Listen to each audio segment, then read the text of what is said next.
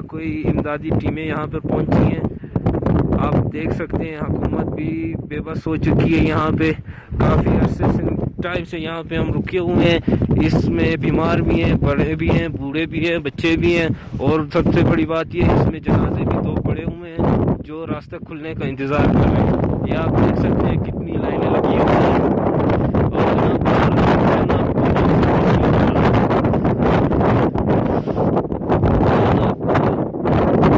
ये देख रहे हैं क्या पोजीशन है यहाँ पे, और काफ़ी लंबी लाइनें लगी हुई हैं। ये कुछ कस्टमर हैं, कुछ लोग बैठे हुए हैं, आप इनसे पूछ सकते हैं कितने टाइम से ठहरे हुए हैं।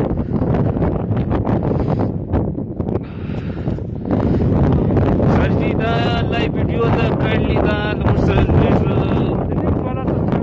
न्यूज़ वाला सदका को सदका हो कि ये बंदे बैठे हुए हैं। आप इनसे भी आप बताएं कितने टाइम से बैठे हुए हैं यहाँ पे?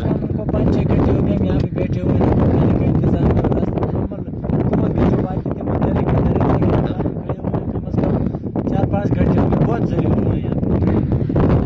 ये इसी तरह से आप देख सकते हैं काफ़ी लाइन लगी हुई है, जो हम काफ़ी टाइम से यहाँ पे ठहरे हुए हैं।